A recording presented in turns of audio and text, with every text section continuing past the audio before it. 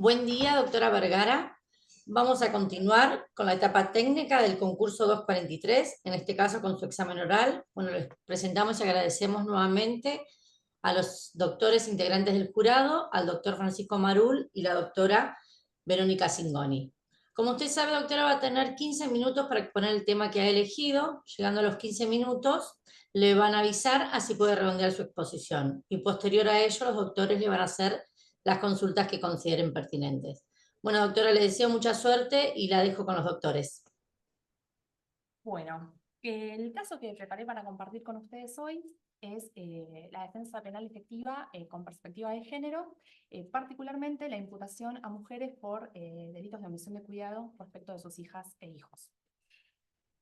Parto de la premisa de que el deber de los sistemas penales de incorporar perspectiva de género, enfoque diferenciado e interseccional, no es ajeno al ejercicio de las defensas penales. Y esto es así porque cuando se imputan delitos a mujeres en los que resultan ser víctimas sus hijos o hijas, parejas o exparejas, suele abrirse un campo propicio para la inclusión de estereotipos de género respecto de cómo debe comportarse una mujer para ser considerada buena madre o buena esposa. El Sistema Internacional de los Derechos Humanos, a fin de contrarrestar los sesgos de género, nos exige a los operadores del sistema que nos capacitemos y que incluyamos enfoque de género en nuestra tarea. Y este deber surge del mandato de asegurar un acceso a la justicia de las mujeres sin discriminación y a ser valoradas libres de patrones estereotipados de comportamiento. Esto está contemplado tanto en la CEDAW como en la Convención de Belén de Pará, en la Ley de Protección Integral, y también en pronunciamientos de organismos de derechos humanos, como por ejemplo el precedente Campo Algodonero. Estos estándares sugieren que cuando se invoca una situación de violencia de género, se activa el deber de debida diligencia reforzada que nos obliga a investigar, a esclarecer y a sancionar este tipo de conductas. Y este deber se debe mantener cuando la mujer víctima de violencia es acusada de cometer un delito, porque si no se generaría una situación de discriminación por su situación procesal. Y nos llaman la atención los organismos internacionales a evitar estereotipos de género sobre la base de considerar a las mujeres sospechosas de cometer un delito como poco fiables. Esto surge también de las recomendaciones de la CEDAW, la número 33 de acceso a la justicia de las mujeres y la 35. En definitiva, una defensa técnica eficaz debe intentar garantizar que la acusación, el proceso y eventualmente la condena se funden en los hechos comprobados en el proceso y en una aplicación no discriminatoria del marco legal y no en estereotipos de género. Respecto a las imputaciones a mujeres por delitos de omisión de cuidado respecto de sus hijas e hijos, podremos encontrar distintas imputaciones, algunas de ellas en la modalidad propiamente omisiva, como por ejemplo el delito de abandono de personas, pero por lo general las imputaciones son de delitos de homicidio, de lesiones o incluso de delitos contra la integridad sexual en su modalidad omisiva o concretamente en comisión por omisión. Esta modalidad de imputación no se encuentra tipificada en el Código Penal y indica o permite sostener que un delito que se encuentra previsto como una figura activa en el Código Penal puede ser,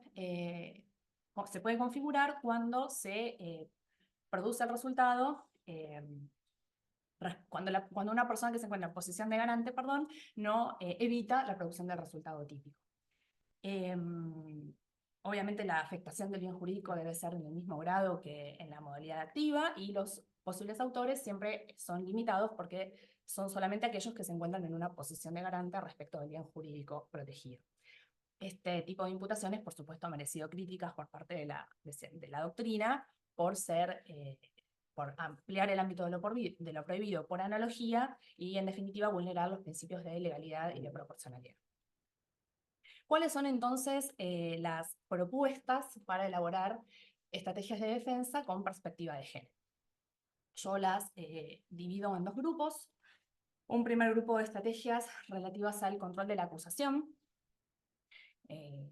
Y en este ámbito vamos a hacer cuestionamientos cuando las descripciones no sean precisas y circunstanciadas, sean vagas o generales, y no determinen cuál era el peligro concreto que la mujer debió evitar, cuál era la acción concreta que debió realizar. Esto también nos va a permitir analizar si se encontraba en condiciones reales de poder realizar la conducta de salvamento requerida. También esta exigencia de descripción precisa y circunstanciada nos va a permitir poder analizar si hubo alguna variación en la imputación a los fines de garantizar la congruencia a lo largo del proceso, el principio de congruencia a lo largo del proceso. Otra cuestión en el ámbito del control de la acusación es rechazar imputaciones activas y omisivas de modo alternativo o indistinto. Y esto porque, si bien la acusación alternativa es aceptada por vía jurisprudencial, doctrinaria y normativa, cierto es que en el caso de mujeres víctimas de violencia e imputadas de delitos, presenta una dinámica particular porque si la mujer se defiende de la modalidad activa, revelando que la agresión la cometió su pareja, por ejemplo, se está autoincriminando de la modalidad omisiva porque su conocimiento sobre la agresión, en definitiva, prueba su dolo omisivo. Otra circunstancia también importante en el ámbito del control de la acusación es desechar todas aquellas cuestiones de hecho que no sean penalmente relevantes, y en este campo puntualmente permean todos aquellos hechos que tienen que ver con el prejuicio de una buena o mala madre, y por ejemplo en la forma en que se lleva adelante la crianza de los hijos. Un segundo grupo de estrategias nos va a permitir hacer cuestionamientos en el ámbito de la teoría del delito. Entonces, por ejemplo, en el marco de la tipicidad objetiva, la doctrina tradicionalmente señala que los elementos del tipo omisivo son la situación generadora del deber de actuar, la no realización de la acción, la capacidad de hecho de poder ejecutarla, el resultado, la imputación objetiva y la posesión de garante. Respecto de la capacidad de hecho de poder ejecutar la acción protectoria para sí o para terceros, puede suceder o deberemos analizar que la situación de violencia impida poder realizar la conducta debida. Y en este sentido, si bien la doctrina señala que la capacidad de actuar es una capacidad física, con lo cual los condicionamientos psíquicos no quedarían incluidos en el ámbito de la tipicidad, cierto es que la situación de violencia puede generar, por ejemplo, en la mujer, la paralización y la imposibilidad de poder reaccionar. También puede suceder que respecto del resultado, como ya mencioné, que se incluyan situaciones que no tienen que ver con una cuestión penalmente relevante. Esto ya lo hablé en el momento del control de la acusación, pero incluir como resultado cuestiones que en todo caso serán analizadas en otros ámbitos del derecho, no en el derecho penal, como por ejemplo la forma, como mencioné, de crianza de los hijos. En la cuestión de la capacidad de actuar tendremos que analizar, por ejemplo, si había una situación de desventaja física que impidiera a la mujer realizar alguna conducta defensiva respecto a los hijos en comparación con el agresor. También podremos analizar los medios con los que contaba, si se encontraba sola, si se encontraba encerrada, si tenía acceso a un teléfono. Deberemos entonces como defensa poder demostrar qué fue lo que no pudo concretamente realizar la mujer y por qué no lo pudo hacer. Respecto de la posesión de garante, que se fundan los deberes de cuidado contemplados en la responsabilidad parental del Código Civil y Comercial de la Nación, estos deberes no son absolutos, pueden restringirse en la medida en que cumplir con el deber de actuar la ponga a la mujer en una situación de riesgo para sí misma, y en este sentido, si bien el concepto de exigibilidad se analiza en el ámbito de la culpabilidad, podremos traerlo como argumento en el ámbito del análisis de la tipicidad para demostrar que si la mujer tenía razones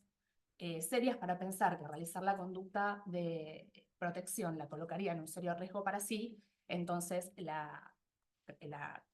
acción no sería exigible porque el derecho no puede demandar acciones heroicas. En el ámbito de la tipicidad subjetiva podremos analizar el elemento del conocimiento y deberemos desechar todos aquellos cursos causales potenciales, indeterminados, que se fundan en el prejuicio de que una madre todo lo sabe y que el instinto maternal coloca a la mujer en la situación de conocer todos los posibles riesgos a los que pueden estar expuestos sus hijas o hijos. Respecto del dolo, según cuál sea la imputación, va a presentar diferentes manifestaciones. Si lo que se está imputando es no haber intercedido para evitar la acción del agresor, deberá estar, por supuesto, tener conocimiento y estar presente en el momento del hecho. Si lo que se pretendía, lo que se imputa es haber dejado a los hijos al cuidado de la pareja violenta, deberá demostrarse que tiene un conocimiento cierto sobre el potencial peligro que puede ocurrir en su ausencia. Y si lo que se imputa es no haber prestado atención, no haberle brindado la atención médica luego de la agresión, también deberemos analizar si tenía un conocimiento cierto del riesgo para la salud de su hijo o hija. En este sentido, por ejemplo, si intervino una agencia médica en la atención del niño o niña y no advirtió un riesgo potencial o cierto, no podremos exigir ese conocimiento, por supuesto, que no a la mujer. También puede suceder que haya algún error o una falla en la percepción de las capacidades físicas de actuar o en la efectividad de esta acción, y esto puede suceder, por ejemplo, cuando hay una fuerte devastación de la autoestima que le impide a la mujer poder hacer un análisis cierto de las posibilidades de actuar. Respecto, en el ámbito de la culpabilidad, por ejemplo, también podremos retomar el argumento de la exigibilidad si no tuvimos éxito al momento de analizar la tipicidad. Y en este sentido, nuevamente retomaremos la idea de que si la acción salvadora creaba un riesgo cierto para la mujer, no podríamos entonces exigirle realizar la conducta. También podríamos analizarlo dentro de la amenaza de sufrir un mal grave o inminente, del artículo 34, inciso segundo, y también podremos hacer algún cuestionamiento respecto del ámbito de autodeterminación, que se analiza la culpabilidad, teniendo en consideración que la situación de violencia, por lo general, influye o impacta en la libertad y en la autonomía de la mujer y en la conducción de su plan de vida, y estos condicionamientos pueden haber justamente operado para no brindarle la posibilidad de poder salir del círculo de la violencia y efectuar una petición ante las autoridades. Deberemos analizar en cada caso concreto si estos condicionamientos personales y estructurales afectaron su ámbito de autodeterminación, y si no los afectaron, en modo de anularlos, cuanto menos podrán haber disminuido su reproche y entonces podremos hacer un argumento en este sentido. Nuevamente, si la agencia estatal intervino y no tomó ninguna medida de protección, no podremos exigirle a la mujer que haga aquello que el Estado no pudo garantizar. Para ir cerrando, traigo a colación un reciente fallo del Tribunal de Impugnación, en el caso Castillo, en el cual el Tribunal de Impugnación resolvió asumir competencia positiva y absolver a una mujer imputada como partícipe primaria de los hechos contra la integridad sexual cometidos por su pareja en perjuicio de 3 niños menores de edad. En definitiva, se hizo lugar a las argumentaciones de la defensa respecto a la valoración por el jurado de la prueba en base a estereotipos de género que habían permeado en la acusación y en la producción de la prueba. Teniendo en consideración la escala penal de este tipo de delitos, probablemente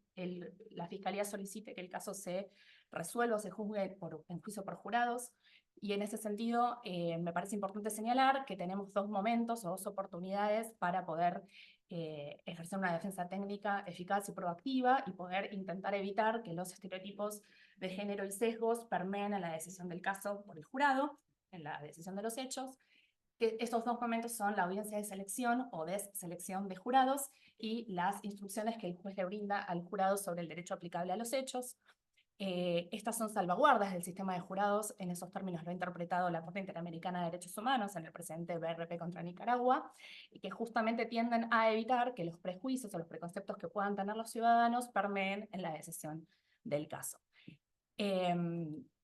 Por ello sostengo que es una buena oportunidad para la defensa, y así sucedió en el precedente Castillo, para poder utilizar estos momentos para elegir el jurado más imparcial posible para el caso, y también para lograr que en las instrucciones se brinden con perspectiva de género al momento de valorar los hechos y las pruebas. Bueno, para ir cerrando, creo que fui muy rápido, me gustaría compartir con ustedes a modo de conclusión, una opinión de la criminóloga Elena Larrauri, que nos invita a reflexionar y que sostiene que el derecho penal, en su trato a las mujeres, refleja la posición social aún subordinada de las mujeres. Y en este sentido no crea las diferencias, pero muchas veces se recrea en ellas. Bueno, muchas gracias. Bueno, un poquito de agua porque fui muy rápido para cumplir con el tiempo.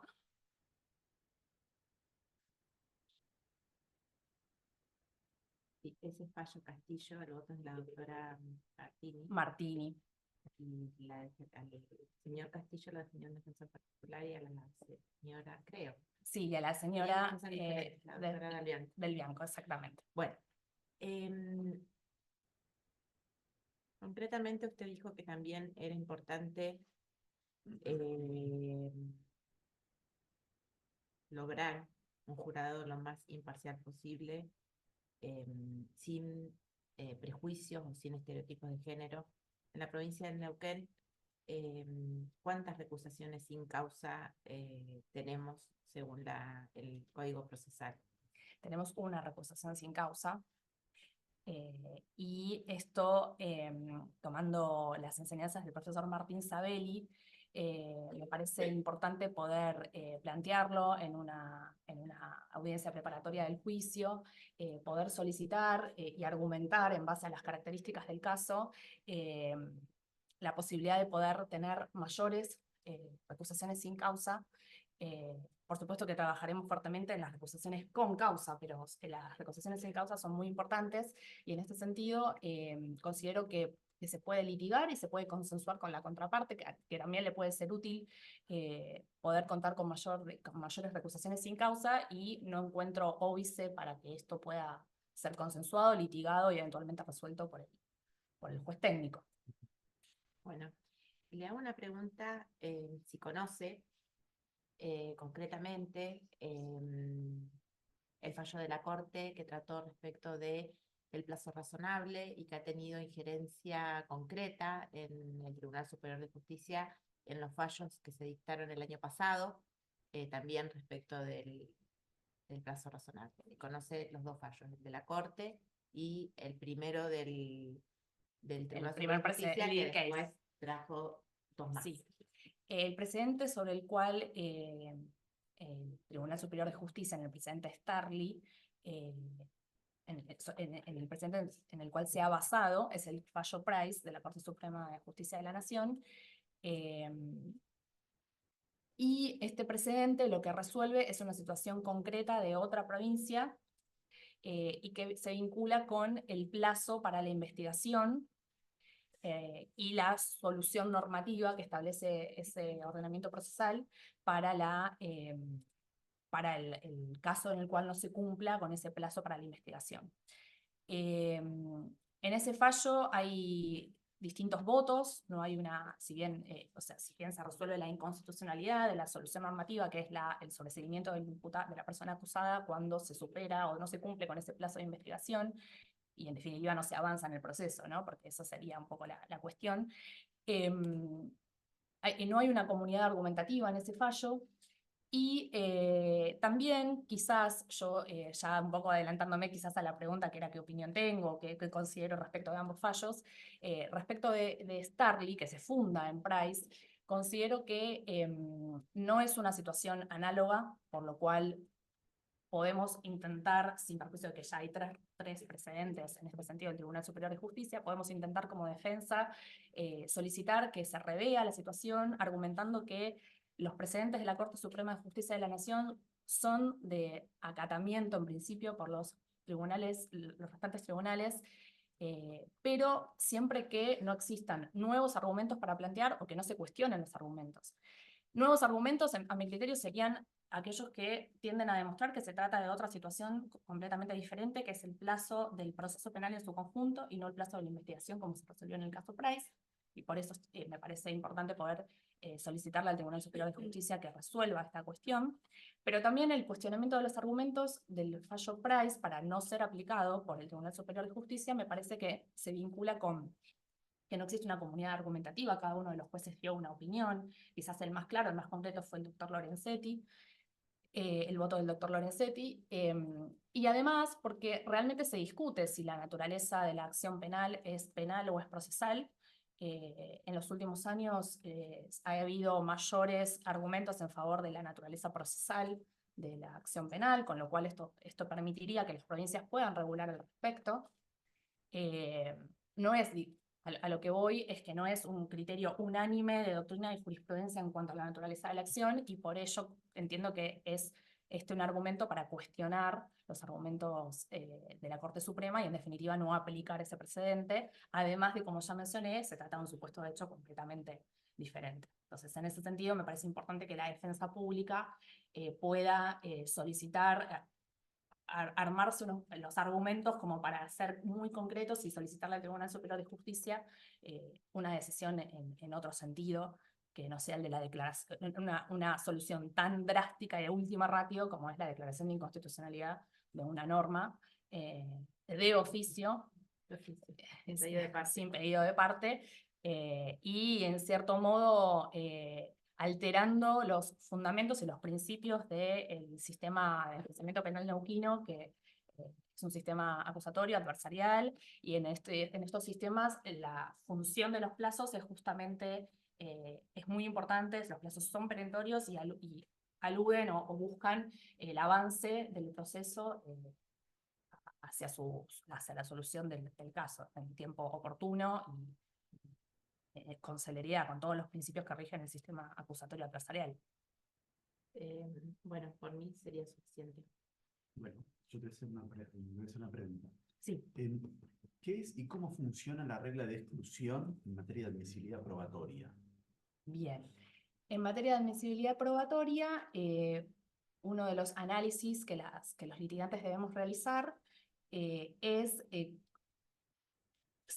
son varios los análisis que debemos realizar respecto a la admisibilidad de la prueba. Uno de ellos se vincula con cómo fue adquirida esa evidencia, si ha sido adquirida de manera legal, y en ese sentido deberemos acudir a las reglamentaciones que establece el ordenamiento procesal para la obtención de evidencia con resguardo a garantías constitucionales. Entonces, podremos en una audiencia de control de la acusación demostrar o solicitar que cierta evidencia que haya sido obtenida por fuera de las reglas procedimentales que garantizan los derechos constitucionales no sea admitida para ser llevada al juicio oral, ya sea técnico o por jurados, y en el caso de que haya sido admitida, que haya ingresado al proceso, que sea excluida. O sea, podemos evitar que ingrese o, si ya ingresó, que sea excluida. De esta manera no generaremos un perjuicio indebido al momento de valorar la prueba en el marco del juicio. ¿En qué momento te parece que corresponde concentrar esos planteos? Me parece que el momento procesal oportuno para las discusiones sobre la admisibilidad de la prueba, que no solamente atañen a la legalidad en la forma de obtención, sino también a la pertinencia de la prueba, el momento más eficaz e idóneo es la audiencia de control de acusación, que es donde vamos a discutir ante un juez que no va a ser el que va a juzgar el caso, todas las cuestiones relativas a la prueba o a la evidencia que eventualmente se va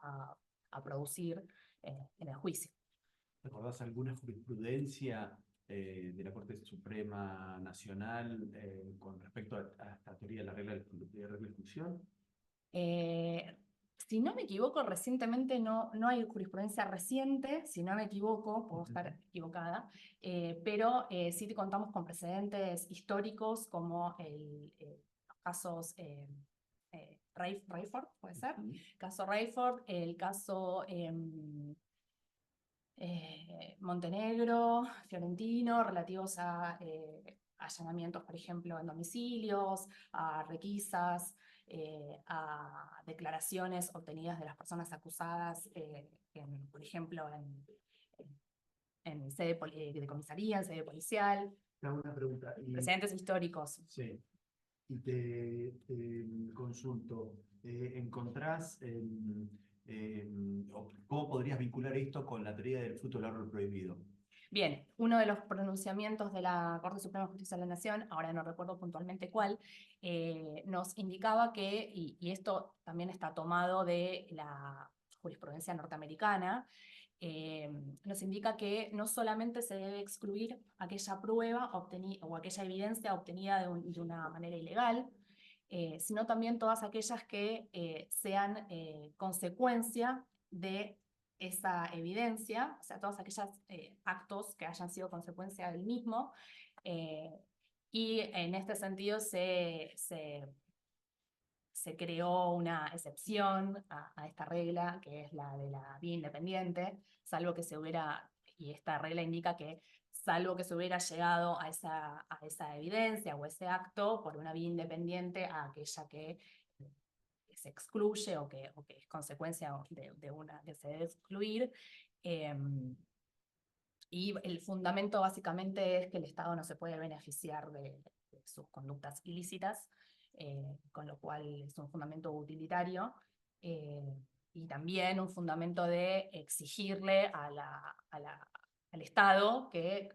actúe en cumplimiento de las normativas que regulan la obtención de evidencia, de los límites para la averiguación de la verdad y, en definitiva, en garantía de los derechos constitucionales. De mi parte, no. De mi parte tampoco. Muchas Bueno, Muchas gracias. muchas gracias a ustedes.